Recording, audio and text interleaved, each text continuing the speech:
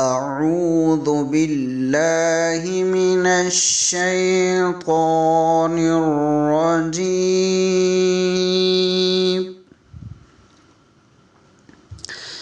بسم الله الرحمن الرحيم.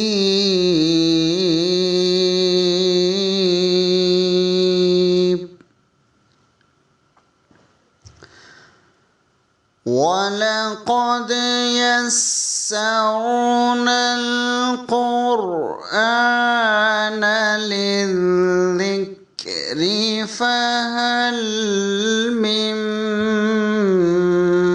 مُّدَّكِرٍ. صدق الله العظيم.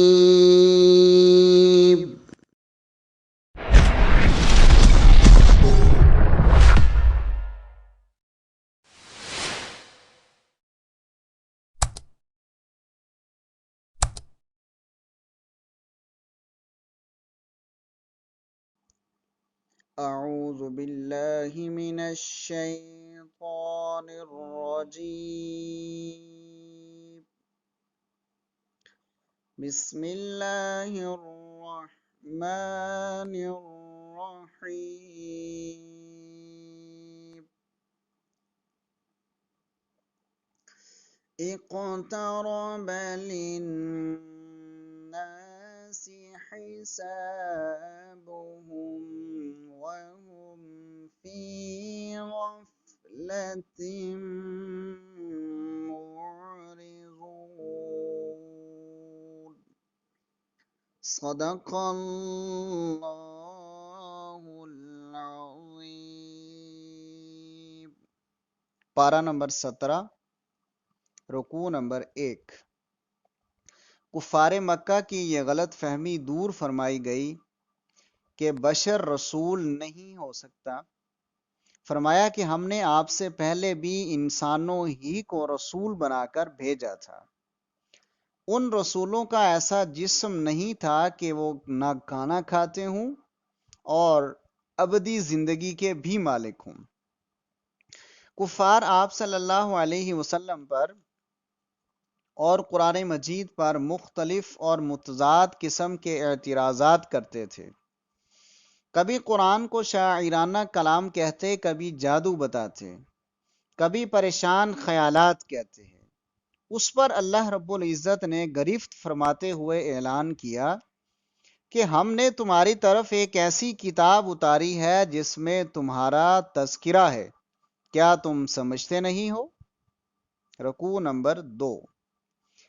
کافر کہتے ہیں کہ یہ زندگی بس ایک کھیل ہے جسے چند روز کے بعد یوں ہی ختم ہو جانا ہے، اس کا کوئی نتیجہ نہیں نکلے گا، کسی حساب کتاب سے سابقہ پیش نہیں آئے گا۔ فرمایا کہ یہ آسمان اور زمین لہو لعب کے لیے نہیں پیدا کیے گئے، یہاں تو حق و باطل کی کشمکش جاری ہے، ہمیشہ حق غالب ہو کر باطل کا بھیجا نکالتا ہے اور اسے مٹا دیتا ہے۔ اس کے بعد شرک کے خلاف اور توحید کے حق میں نہایت مختصر مگر دل نشین دلائل دیے گئے ہیں۔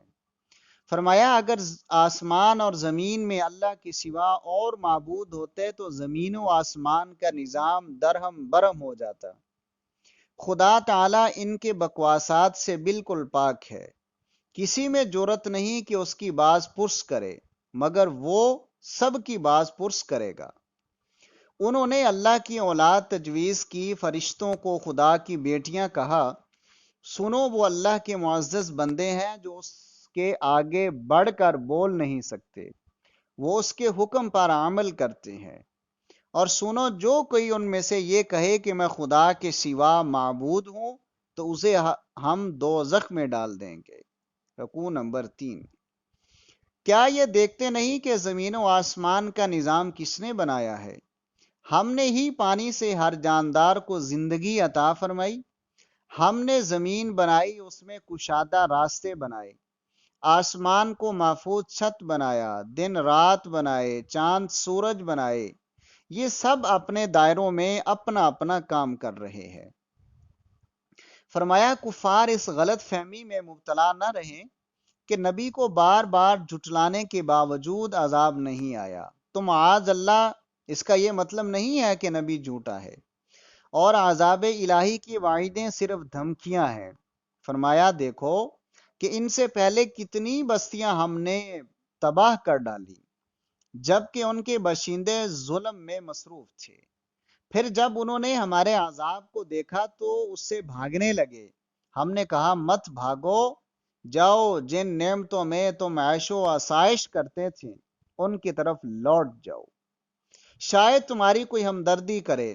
پھر ہم نے کھیتی کی طرح کاٹ کر اور آگ کی طرح بجھا کر ڈھیر کر دیا۔ فرمایا کہ انسان بڑا جلد باز ہے، میں تم لوگوں کو عن قریب اپنی نشانیاں دکھاؤں گا، جلدی نہ کرو، کاش کافر اس وقت کو آج محسوس کر لیں جب وہ نہ اپنے چہروں سے دوزخ کی آگ کو روک سکیں گے اور نہ پیٹھوں کو روک سکیں گے اور نہ ہی ان کی مدد کی جائے گی۔ اللہم اجرنا من النار، اے اللہ ہم سب کو بھی جہنم کی آگ سے محفوظ فرما۔ رکوع نمبر 4۔ ذکر الہی سے منہ موڑنے والے نہیں سوچتے کیا ان کے معبودان باطل ان کی حفاظت کرتے ہیں جبکہ وہ خود اپنی حفاظت پر قادر نہیں۔ اصل یہ ہے کہ ہم نے ان ظالموں کو اور ان کے باپ دادا کو مدت دراز تک آسائشیں بخشی ہیں، یہاں تک کہ اسی حالت میں ان کی عمریں گزر گئیں۔ کیا یہ نہیں دیکھتے کہ ہم زمین تنگ کرتے آ رہے ہیں؟ کیا انہیں توقع ہے کہ یہ کبھی غالب آ جائیں گے؟ اگر عذاب الہی کا ایک جھونکا بھی آ جائے تو یہ کہیں گے ہائے کم بختی، ہم تو واقعی ظالم ہیں۔ سنو ہم قیامت کے دن انصاف کی ترازو کھڑی کریں گے، کسی پر کوئی ظلم نہیں ہوگا، اگر رائی کے دانے کے برابر بھی کوئی عمل ہوگا تو وہ بھی موجود ہوگا، ہم پورا پورا حساب کرنے کے لیے کافی ہیں۔ رکوع نمبر 5۔ حضرت موسیٰ، حضرت ہارون، حضرت ابراہیم، حضرت لوط، حضرت اسحاق، حضرت یعقوب اور حضرت نوح علیہ السلام کا ذکر فرما کر یہ بتایا گیا ہے کہ ان سب کی دعوت وہی ہے جو قرآن دعوت پیش کر رہا ہے، اور اس کی مخالفت کرنے والوں کا انجام بھی وہی ہوگا جو ان انبیاء کی مخالفت کرنے والوں کا ہوا۔ حضرت ابراہیم علیہ السلام کا ذکر کرتے ہوئے فرمایا گیا ہے کہ ہم نے ابراہیم علیہ السلام کو ہدایت عطا فرمائی۔ ابراہیم علیہ السلام نے اپنے باپ اور قوم سے کہا تھا کہ یہ مورتیاں کیسی ہیں جن کے گرد تم جمے بیٹھے ہو؟ کہنے لگے یہ ہمارے آباء و اجداد کا طریقہ ہے۔ فرمانے لگے تم اور تمہارے آباء و اجداد سب گمراہ ہو۔ پھر کہنے لگے میں تمہاری غیر موجودگی میں تمہارے معبودوں کی خبر لوں گا۔ ایک روز آپ نے اس منصوبے پر اس طرح عمل فرمایا کہ بت خانے میں جا کر سب بت تہس نہس کر دیے، صرف سب سے بڑے بت کو رہنے دیا۔ لوگوں نے اندازہ کر لیا کہ جو کچھ بھی یہ ہوا ہے حضرت ابراہیم علیہ السلام کا کیا ہوا ہی معلوم ہوتا ہے۔ قوم نے پوچھا تو آپ نے فرمایا جاؤ بتوں سے جا کر پوچھو کہ یہ ان کی حجامت کس نے بنائی ہے۔ وہ کہنے لگے یہ تو بولتے نہیں ہیں۔ حضرت ابراہیم نے فرمایا افسوس ہے تم پر اور تمہارے معبودوں پر۔ ان لوگوں نے ابراہیم علیہ السلام کو سزا دینے کے لیے آگ میں پھینکا تو آگ حضرت ابراہیم پر گلزار بن گئی۔ قلنا یا نار کونی بردا وسلاما علی ابراہیم۔ مشرک چاہتے تھے کہ ابراہیم علیہ السلام کے ساتھ برائی کریں، مگر ہم نے ان کو بری طرح ناکام کر دیا۔ ہم ابراہیم اور لوط علیہ السلام کو بچا کر فلسطین کی ارض مبارک کی طرف لے گئے، انہیں اسحاق و یعقوب عطا کیے، ہم نے انہیں پیشوائی عطا کی، وہ کارہائے خیر، اقامت صلاۃ اور زکوٰۃ کی ادائیگی کا حکم دیتے تھے۔ ہم نے لوط علیہ السلام کو حکمت اور علم عطا کیا اور بدکار بستی سے بچا لیا۔ رکوع نمبر 6۔ اور ہم نے نوح علیہ السلام کی دعا قبول کی اور ان کو اور ان کے گھر والوں کو بڑی مصیبت سے بچا لیا، اور ان کو جھٹلانے والے برے انسانوں کو ہم نے غرق کر دیا۔ پھر حضرت داؤد اور سلیمان علیہ السلام تخت و سلطنت کے مالک ہونے کے باوجود خدا کے فرما بردار اور شکر گزار بندے بنے رہے۔ حضرت داؤد جب اللہ کی تسبیح و تحلیل کرتے، ان کے ساتھ پہاڑ اور پرندے بھی اللہ کی تعریف میں مشغول ہو جاتے تھے۔ حضرت داؤد کو زیرہ بنانے کی صنعت سکھائی گئی۔ سلیمان علیہ السلام کے لیے ہواؤں کو مسخر کر دیا گیا، نیز جنات ان کے فرما بردار بنائے گئے جو ان کی ہر خدمت بجا لاتے۔ حضرت ایوب علیہ السلام ایک بڑی آزمائش میں مبتلا ہو گئے۔ انہوں نے رب سے دعا کی تو ان کی تکلیف دور ہو گئی۔ لا الہ الا انت سبحانک انی کنت من الظالمین۔ حضرت ایوب کی طرح اسماعیل اور ادریس اور ذوالکفل علیہ السلام بھی بڑے صبر کرنے والے تھے۔ حضرت یونس علیہ السلام نے مچھلی کے پیٹ میں اپنے رب کو پکارا کہ اے اللہ، تیرے سوا میری مشکلات حل کرنے والا کوئی نہیں۔ پھر ان کی دعائیں قبول ہوئیں اور ہم نے انہیں غم سے نجات دی۔ اللہ تعالی ہم سب کی تمام مشکلات کو، مسائل کو بھی حل فرمائے اور ہمارے اوپر اپنا فضل، کرم، رحمتیں اور برکتیں نازل فرمائے۔ حضرت زکریا علیہ السلام نے دعا کی تو ہم نے ان کی بیوی کو تندرست کر دیا اور یحییٰ جیسا بیٹا عطا کیا۔ یہ تمام کے تمام ہمیں امید اور خوف کے ساتھ پکارتے تھے، ہمارے آگے جھکے ہوئے تھے۔ ہم نے پاک دامن مریم اور ان کے بیٹے کو بھی، عیسیٰ علیہ السلام کو، دنیا بھر کے لیے نشانی بنا دیا۔ رکوع نمبر 7۔ نیک عمل کرنے والے کسی مومن کے کام کی ناقدری نہیں ہوگی۔ یاد رکھو، کسی قوم کے ہلاک ہو جانے کے بعد اس کا پلٹنا اور اس کو امتحان کا دوبارہ موقع ملنا ممکن نہیں ہے۔ جب یاجوج ماجوج کھول دیے جائیں گے اور قیامت قریب آ جائے گی تو ان ظالموں کے دیدے پھٹے کے پھٹے رہ جائیں گے۔ یاد رکھو، تم اور تمہارے معبود جہنم کا ایندھن ہوں گے، لیکن جن کے لیے بھلائی مقدر ہو چکی ہے وہ دوزخ کی سرسراہٹ بھی نہیں سنیں گے۔ فرشتے ان کو جنت میں خوش آمدید کہیں گے۔ اللہ تعالی ہمیں ان لوگوں میں شامل فرمائے۔ ہم زبور میں یہ بات لکھ چکے ہیں کہ زمین کے وارث میرے نیک بندے ہوں گے۔ اب رحمت للعالمین صلی اللہ علیہ وسلم تشریف لے آئے ہیں۔ اب زمین کی وراثت ان کے اور ان کے پیروکاروں کے حصے میں آئے گی۔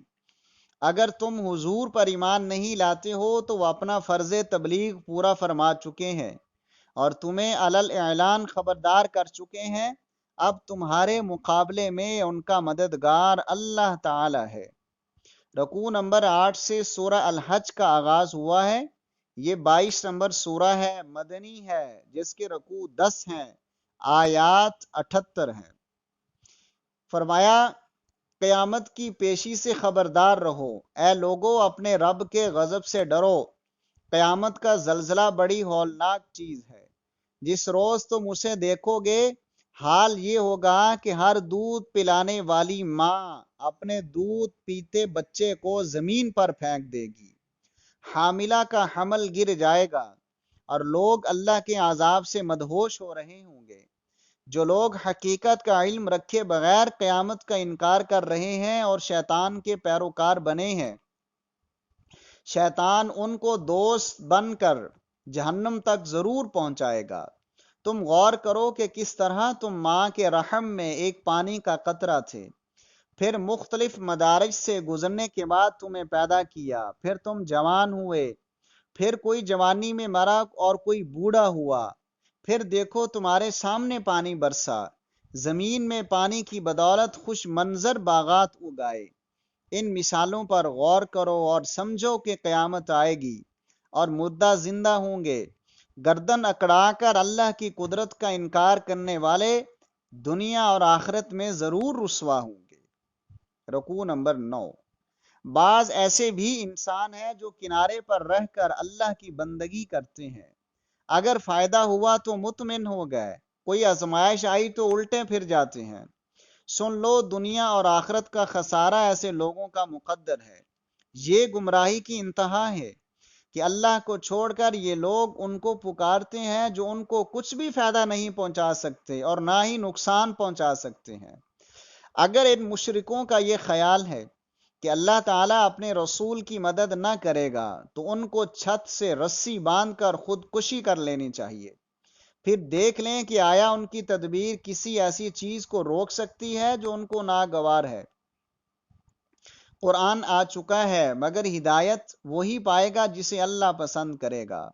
اللہ تعالیٰ ایمان والوں، یہودیوں، عیسائیوں، بے دینوں، مجوسیوں اور مشرکوں کے درمیان فیصلہ قیامت کے دن فرمائے گا۔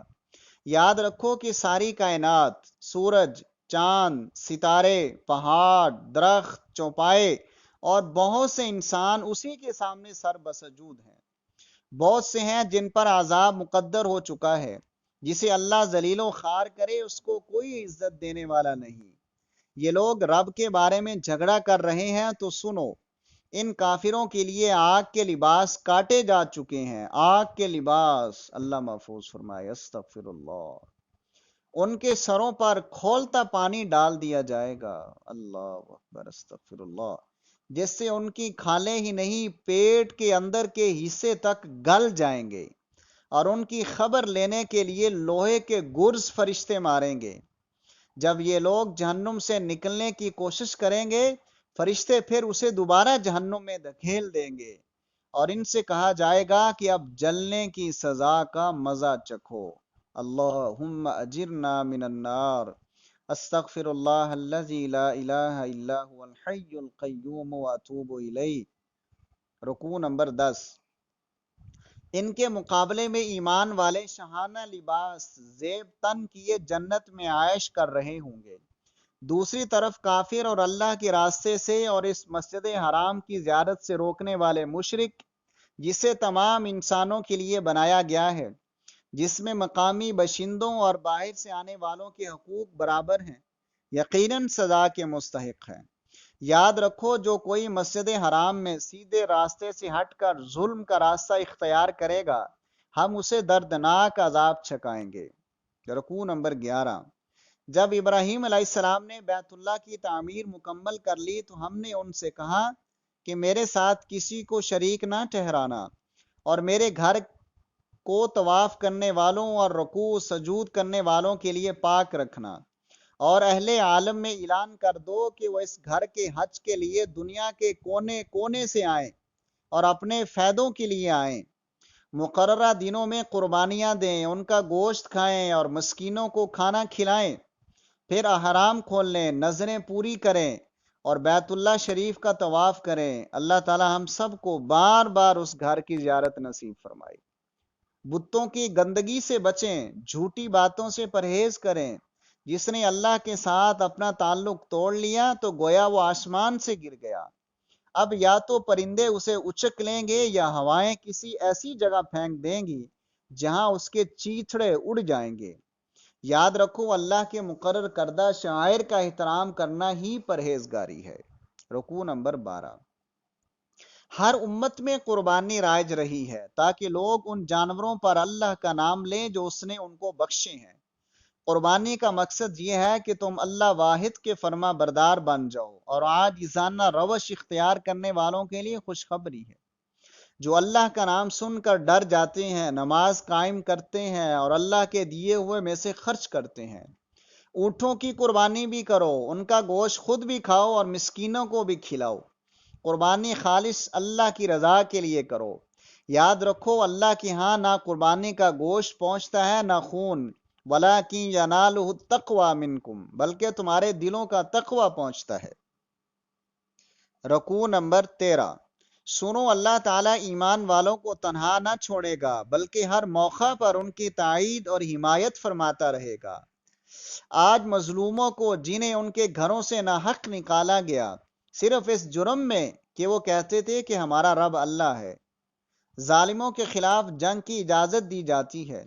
اگر اس طرح اللہ تعالیٰ مظلوموں کی مدد نہ کرتے اور ان کے ذریعے ظالموں کا زور نہ توڑتے تو عبادت خانے تک مسمار ہو جاتے۔